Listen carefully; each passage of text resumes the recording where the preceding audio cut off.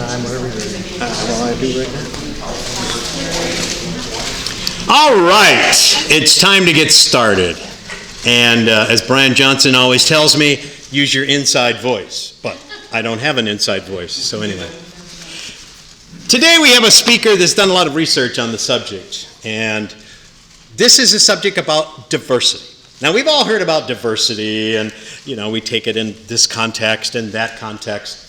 But there's another context of diversity, and that is diversity of ideas and thoughts, and the right to express those. He's looked into this extensively. So it's very important for those of us, though, that are on a college campus, because I once heard a professional who was an administrator, and he told a group of students, if you've been to college and you have never once been offended or thought to think outside the box or not been challenged in some way with your beliefs or anything like that, then you should go directly to the registrar's office and ask for your money back because you've not been to college. You've not been there. That's what it's all about, is sharing that. Take, for example, what I'm wearing.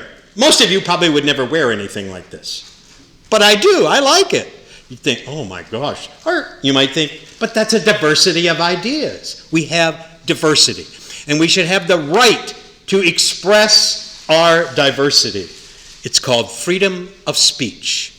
And that is very, very important. Well, our speaker today has done extensive research on this. And diversity can be used as a good thing, and it can be also used as a very bad thing.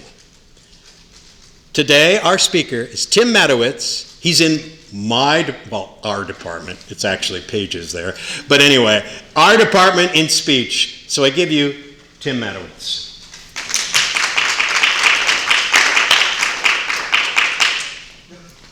Thank you.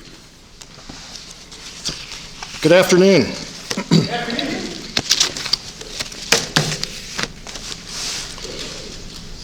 We have been compelled to create a permanent diversity industry of vast proportions. This conjunction of an immense diversity establishment and a large equity industry is new in the American experience. The total influence, economic, political, even spiritual, is felt in every city, every state house, every office of the federal government. We recognize the imperative need for this development, yet we must not fail to comprehend its grave implications. Our toil, resources, and livelihood are all involved. So is the very structure of our society. In the councils of education, we must guard against the acquisition of unwarranted influence, whether sought or unsought, by the diversity industrial complex. The potential for the disastrous rise of misplaced power exists and will persist. We must never let the weight of this combination endanger our liberties, our democratic processes. We should take nothing for granted. Only an alert and knowledgeable citizenry can compel the proper meshing of huge diversity and inclusion machinery of equity with our peaceful methods and goals so that security and liberty may prosper together. And that is a quote from Dwight Eisenhower from his farewell address in 1961. I changed precisely 8 words. Good morning. Good afternoon. Thank you all for coming today. I would like to dedicate this speech to my uncle Steve Williams. May he rest in peace. He left us Monday, the 25th of April. And I know he is here with me. I would like to take this opportunity to preemptively extend credit and thanks to a few people. Some notable figures who have assisted me along the way. Dr. Thomas Sowell, economist and statistician. Mr. Coleman Hughes, writer from Columbia University. Dr. John McWhorter, linguistics from Columbia University. Dr. Walter E. Williams, microeconomics, George Mason University, rest in peace.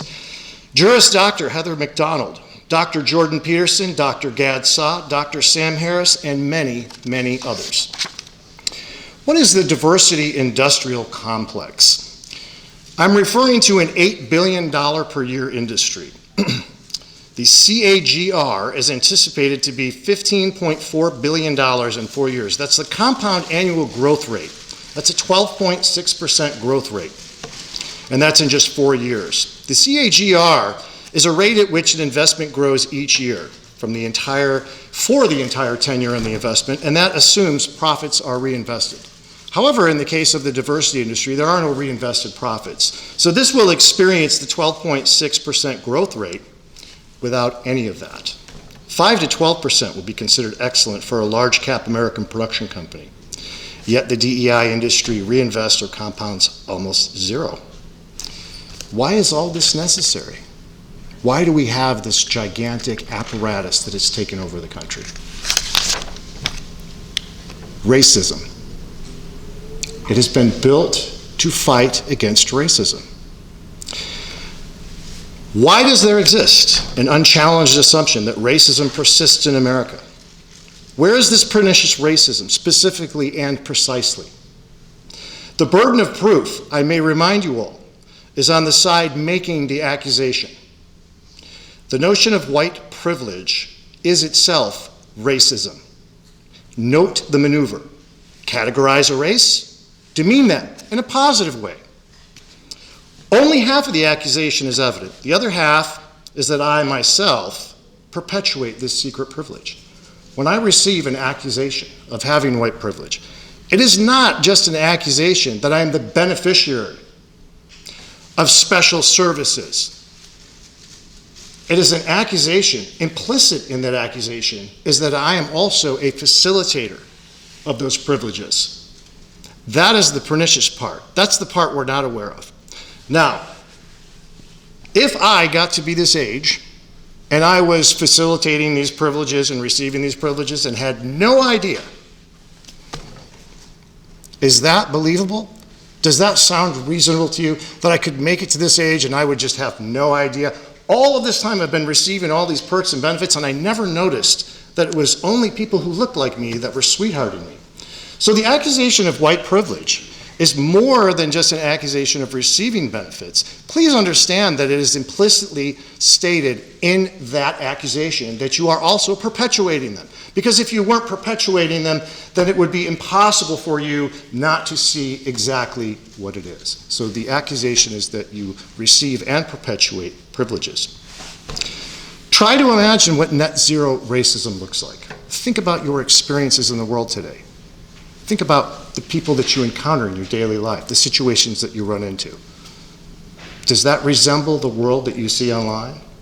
Does that resemble what is characterized to us in the new digital landscape, or is it different? We run into diminishing returns with the never-ending battle against racism. And that is to say, we reach a point where it is no longer worth it to invest such heavy lifting to try and end such a thing. Take, for example, the common cold. It's possible that we could eliminate the common cold. We could do that. Try to imagine the resources that we would have to invest in it for a moment. If we were to chase, in the way we did, let's say, smallpox, we were to chase the common cold to every corner of the earth and stamp it out. It would be possible. We could do it. But think of the Herculean effort that it would take. It would never be worth it to do it. No one is suggesting that we go eliminate the common cold. It would not be worth the effort. It's much better to simply deal with the residual amounts of sniffles and coughs and perhaps miss a day or two of work and move on with life. Diminishing returns should be evident in the pursuit and the battle against racism.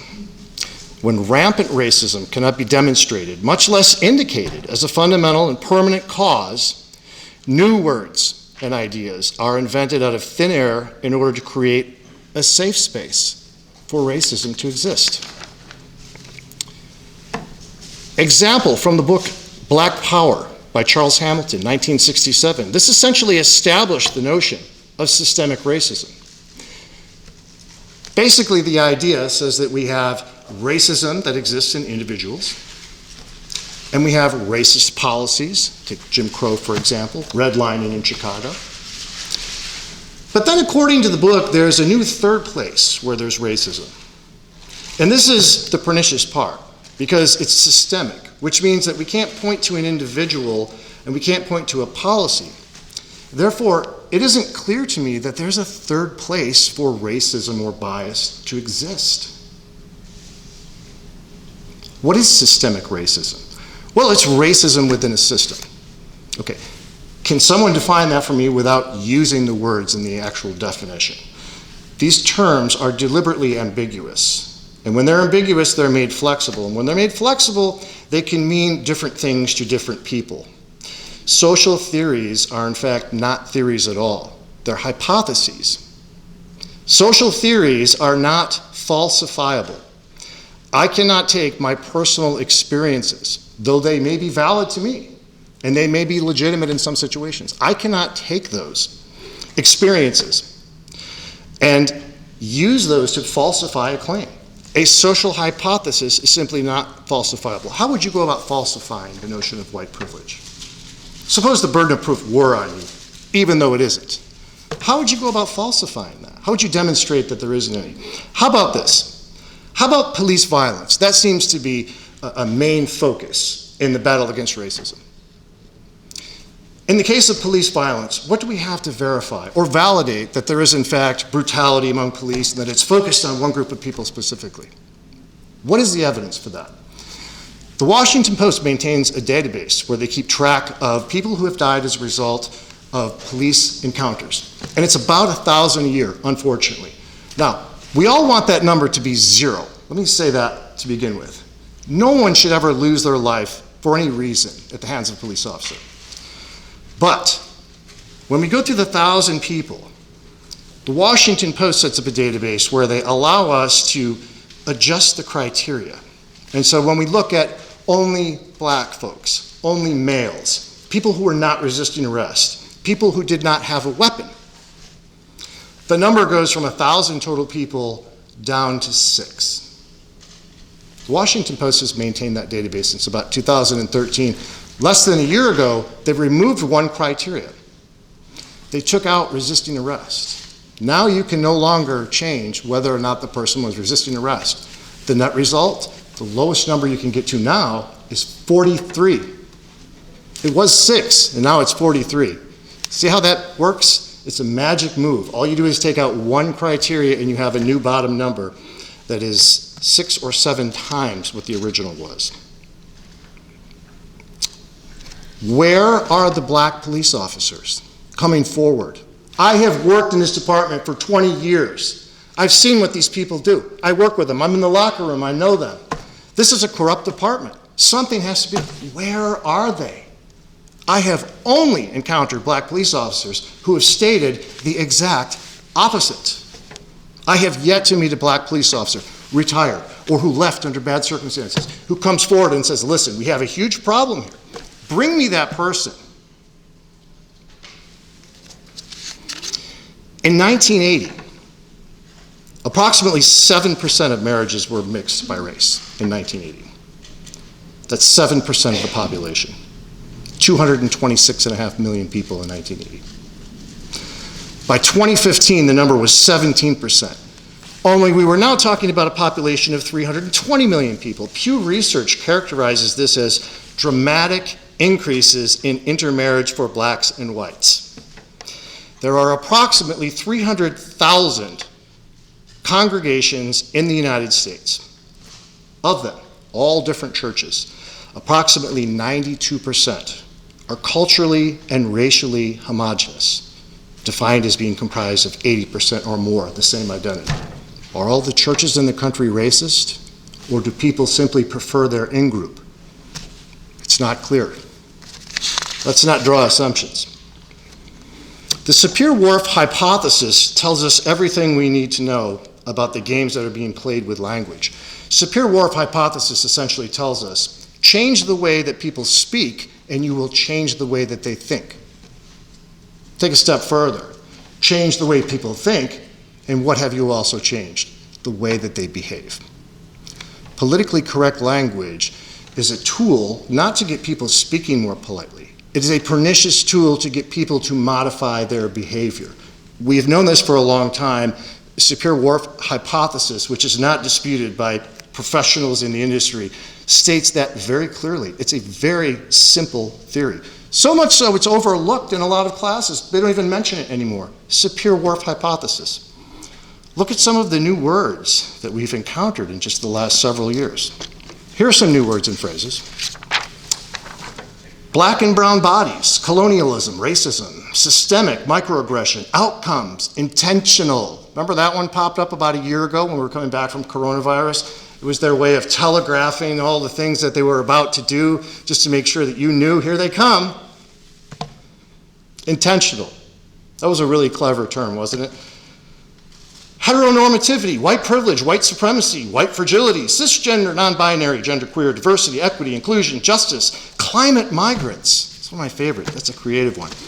Indigenous, Eurocentrism, anti-racism, systematic, institutionalization, narratives, intersectionality. Diversity as a word is a noun. It's a noun without a noun modifier. Context cannot be discerned, and the term itself is essentially meaningless.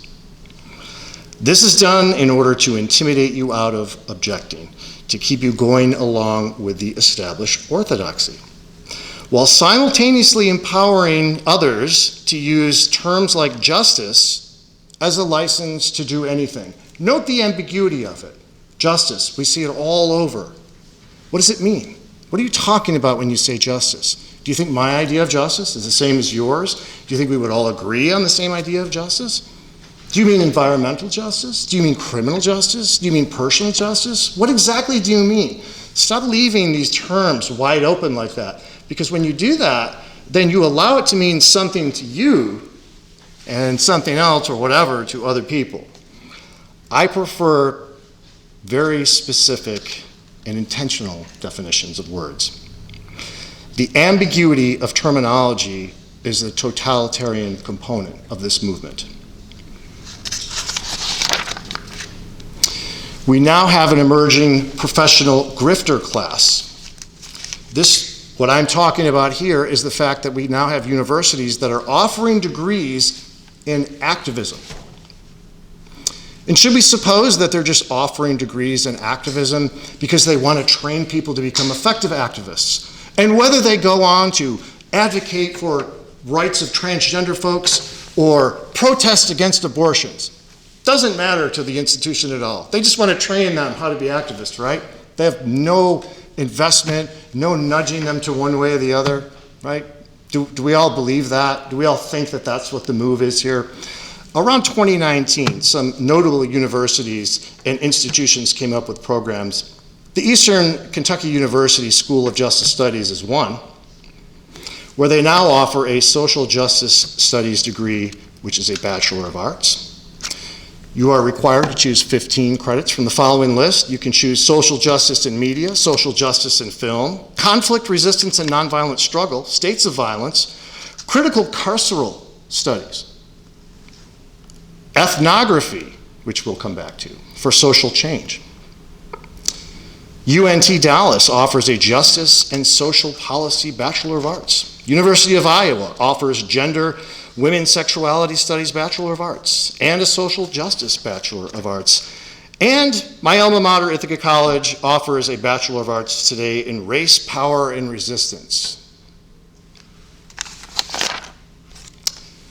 What is the value of someone who is trained to become an activist and has earned a degree, that they know how to navigate the professional landscape, they know how to solicit donations, they learn how to speak properly? I don't want activists like that. I prefer my activists to be people who are genuine victims. People who, through no fault of their own, have been pulled through the gears of society in some way that is clearly unfair, clearly could not be helped, and clearly ought to be addressed so that it doesn't happen again. These are people who are legitimate advocates. Why would we train people in universities just to advocate and then have no personal stake in it? Do you want people like that advocating for anything? I don't. This is a professional grifter class, and I'm using that term on purpose. I'm not saying that to try and be over dramatic. A grifter is a person who engages in petty or small scale swindling. If you have a degree in activism and you get your degree and then you open up an LLC, which costs about $300 in the state of Texas, you can use that LLC as a business heading to collect speaking fees when you go to different universities and HR departments and places around the country. Do you see how that works? I have a degree in activism. Then I open up an LLC. It's all on the books this way. It just depends on what the business heading looks like and who's looking at it and who's setting up what. This is a national scam, and we are on the verge of a crisis. What are we going to do with these people? What value do they bring to the table?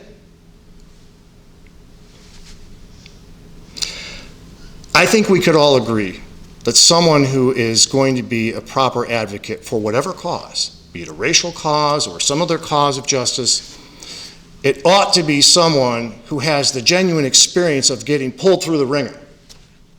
Because without that, why should I listen to you? You have no experience. You have nothing to tell me. One of the things I wanted to mention in here is the notion of collective Munchausen. Now, this is a term that was coined by Gad Saad, a professor at Concordia University. And what he sees as what I call the professional grifter class are large numbers of victims, and they are simply coming forward to take a status as a victim. I am a victim, therefore I am, is his theory. I think that that only tells half the story. And I prefer to be as annoying as it can be to look at some of the things that are going on among the younger kids today. I do my best not to hold them responsible, because it isn't their fault for this kind of behavior. It's our fault. We're the ones that have not been good adults. We're the ones that have not been responsible. We're the ones that have not offered them any direction. And so when they end up in this space, when they show up in college, and they don't know what to do or who to be or what to think or how to act, you only need look in the mirror. Don't blame them. They can't help it. They're just kids. I think that Munchausen tells half the story.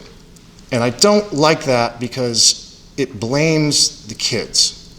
And I don't think the kids deserve blame in this. I think a better characterization would be Munchausen by proxy. Munchausen by proxy, unlike the person who has Munchausen syndrome, where they just purport to be sick all the time because they want attention. Munchausen by proxy is where the parent will actually make the child sick in some sneaky, surreptitious way. And then when the child is sick all the time, the parent can step forward. Oh, look how noble I am. I'm taking care of this horribly ill child. Look at me. I have my hands full with this. That's Munchausen by proxy. So when we have people who are getting degrees in activism, and they're opening up LLCs so they can collect paychecks and speaking fees, that to me looks a lot more like Munchausen by proxy. In other words, where is the problem? What is it that you're battling against? Does this mean racism doesn't exist? Does this mean people aren't biased? Does this mean people aren't jerks? No, of course not. It's all there. It's just not such an insurmountable problem that we need an $8 billion a year industry with a 12.6% growth rate. I wanted to mention the implicit bias association test because it's one that we still have here that we use in some way, perhaps not formally, at this institution. And the implicit bias association test is thoroughly discredited. 2 minutes on the internet, and anyone can learn that. It's not even contested. The test is administered in milliseconds. That's the first thing to note. Where is it written into the code of the universe that your inability to respond to prompts in milliseconds indicates bias of some sort? Where does that come from? Why did no one ever question that? You have an implicit bias study, and you're demonstrating that people's inability to respond quickly and correctly according to the way that you've set it up demonstrates a form of bias. Really? Well, is it written into the codes of the universe somewhere that that's how you demonstrate bias? You come up with a test that's administered on the order of milliseconds? I hadn't heard about that. I guess I'll have to catch up on my reading. So the implicit bias test is complete garbage. It doesn't do anything. It's not repeatable. It does not tell us the likelihood that if someone shows bias on the implicit association test, that they will do something outside of that they will take some bias action on their own. There's no correlation whatsoever there. So why do we still use it? 2 of the founders of this test have come out and said, it's not a tool in the way that you're using it. You can't draw the conclusions that you're drawing from it. It has been thoroughly discredited. I don't think a lot more needs to be said about that. Again, about 90 seconds worth of research on the internet would show anyone that. And yet I go online on our website and there it is. There it is, as though it's some sort of thing that everyone should look into and be interested in and go take for whatever reason. I don't know why. Why would you want to do that? Essentially, the IAT rests on 4 criteria. 1, it is a reliable psychological tool. And it shows that 2, people often have unconscious biases towards certain groups of people. 3, these unconscious biases can be used to predict explicitly biased behavior. And 4, being made aware of these unconscious biases can help mitigate explicitly biased behavior. Anthony G. Greenwald and Mazaren Banaji, original authors of the study, produced a second study in 2014 and stated that the IAT measures have 2 properties that render it problematic to use them to classify persons as likely to engage in discrimination. Those 2 properties are modest test-retest right reliability and small to moderate predictive validity effect sizes. What have we done in creating this massive $8 billion industry and flooding it with inauthentic activists? If you look at the Diagnostic and Statistical Manual of Psychology 5, and you have a look at the description and definition of narcissistic personality disorder, it is characterized by significant impairments in personality functioning, manifest by impairments in self-functioning to include either identity or self-direction, and impairments in interpersonal functioning that include empathy and intimacy. Pathological personality traits in the following domain: antagonism, characterized by grandiosity and attention-seeking. Does any of that sound familiar? Any of you watch the news? Any of you see what happened at the University of Buffalo 2 weeks ago? Alan West, who is a conservative former member of the House of Representatives from Texas, a black man, went to the University of Buffalo and gave a speech that was titled, "America is not racist." Now you may agree, you may disagree with that, but the man has a right to go and assert his point. What happened when he went there? Hundreds of students assembled in the lobby and were chanting and screaming, "No justice, no peace." Justice? What the hell are you talking about? Why didn't someone take a hold of these kids and say, "Are you listening to yourself? You're complaining because this man is saying something that you disagree with, and so your response is, no justice, no peace." Well, what would justice look like? Telling Mr. West he's not allowed to speak? There are 2 videos that were circulating after that event. One of them shows the protesters that are in the lobby and the police blocking them and the banging on the doors and the screaming and whisking Mr. West out by the New York State Police. And the second one was very, very effectively squashed by YouTube. I have it. And the second one has about 150 students outdoors after the event when Mr. West was escorted out. And they're on the hill and they're running in chaos in different directions, hunting for the organizers of Mr. West's speech, one of whom was caught and beaten. The other one wasn't caught. Her name is Therese, and that's the one that they were after. And that's on video. What's going on? When do we cross the threshold where people start to wake up and say, hold on a second here. Nobody wants racism. Nobody wants bias. Would it be good if we could eliminate all that? Yeah, it would. But let's not create the illusion of a big problem so that a small number of us can rush in and make a big name for ourselves. Because that's what I see, and it's happening around the nation, and it's got to come to a stop. Because the more that you encourage this, the more chaos you are creating, and the bigger problem you're going to have in the end. If you can't be realistic about the problem, don't ever expect to get anywhere near a solution. The firefighters are the arsonists.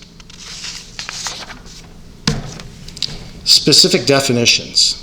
Diversity is the quality or state of being composed of many different things. In and of itself, it's totally innocuous. There's nothing wrong with that. It's not inherently bad or inherently good. It's inherently nothing. Without a noun modifier, it refers to nothing. Equity. Equity means equal outcomes. It rests on the premise that people and cultures are all equal in capabilities and strengths. And if not for bias and racism, everyone would end up with an equal result. The only reason we are not finishing with equal results is because of bias and racism. Inclusion, that's my favorite one. This is a lesson we teach kindergartners. It is a kindergarten lesson. Why has it permeated the universities? Did anyone here not pick that up in kindergarten? How to include people, how to be nice and polite, make sure everybody's included? Anyone not get the hang of that? Why are we obsessing on that? It's far too easy. Yes, we should be inclusive. No one disagrees. And that's why we are all inclusive. Where's the inclusion problem? Are there people being strong-armed out of TCC? Are there people being strong-armed out of the workplace? Should we expect to see equal results in the workplace? Should we expect to see exactly 13% of the population of the workforce will be black folks, and then some 61% will be white, and then some 28% will be Hispanic, and 5% will be Asian? And if we don't see that, that's bias. Really?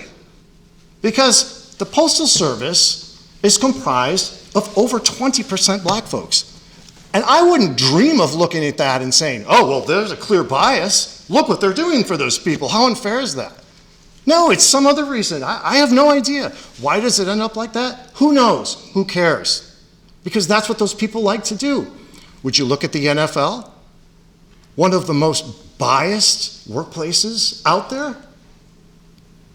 The entire NFL is almost all black and all white. How many Asians are there? How many Ashkenazi Jews are there? Should we go in and change that?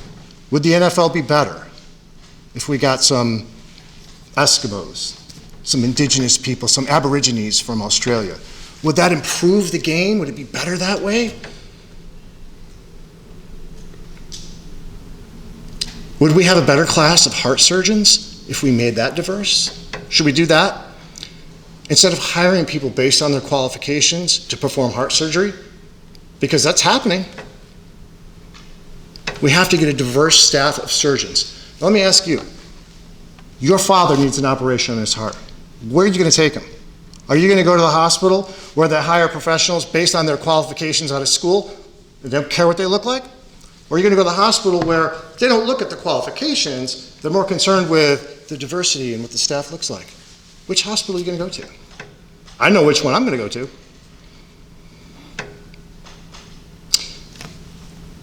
Psychologists have known this for a long time. There is more diversity within groups than there is between groups. To deliberately impose race diversity is anti-diversity. It is literally anti-diversity. You are getting less diversity by increasing diversity of race.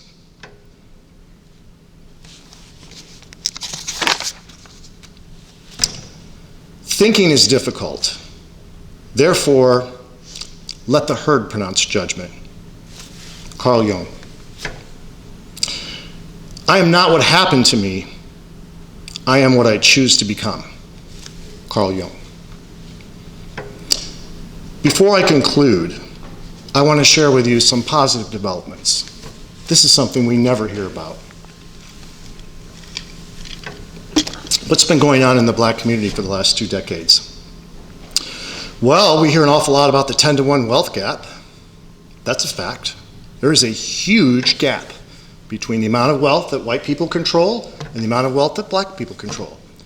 If you feel like such a statistic is worth looking at because it means something, yes, that's true. Poverty is a problem. That's true. Incarceration is a problem. That is true. Being harassed and killed by police, that's true. To whatever degree, that statement is true. And of course, the school-to-prison pipeline. Let me just buttress that with a few more facts, okay? Here's some of the ones maybe you don't hear about.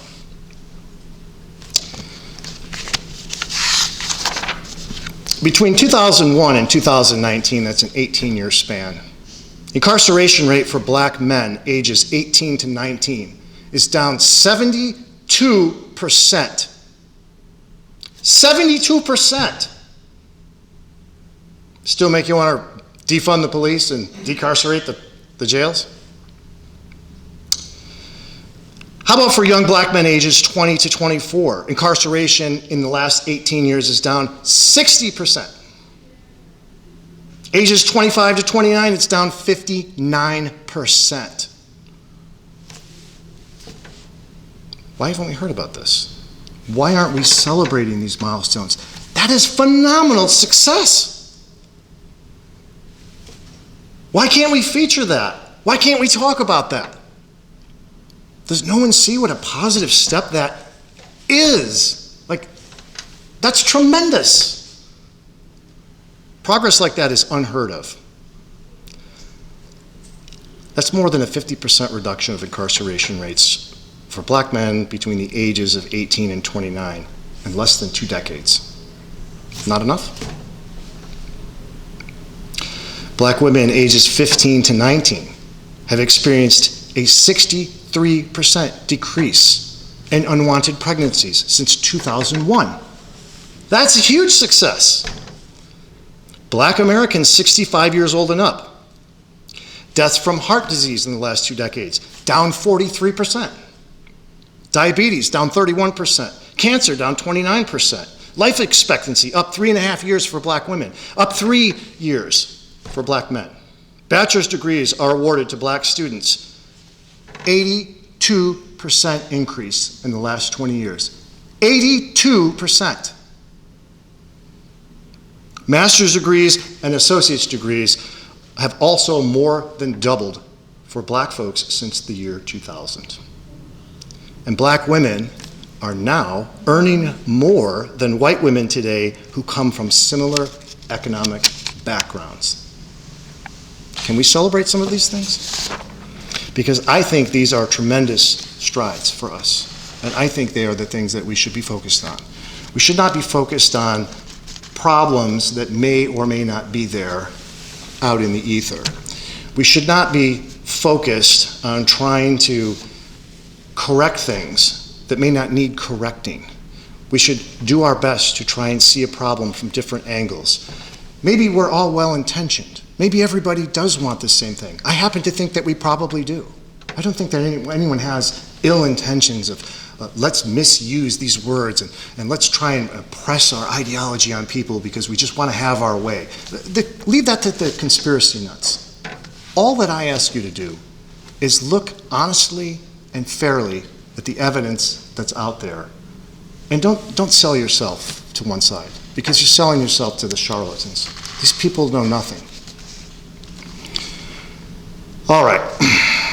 So that brings me to the end, and I will stop there. I just wanted to thank everyone for coming today and for this opportunity to have a conversation with you about diversity, equity, and inclusion, something that we have come to take for granted, but unfortunately terms that have been used to the point of word worship, where now they have become ritualized in a statement regarding the incident at University of Buffalo. the institution made some bland statement about we don't condone violence and we support free speech, etc. And in the last sentence, they said, and of course, we always uphold our commitment to diversity and inclusion, as though that had anything to do with the incident that had just occurred. And it was one of the first instances that made me look at it and see that that was used in almost the same way that you would use the word amen inside a church. Thank you.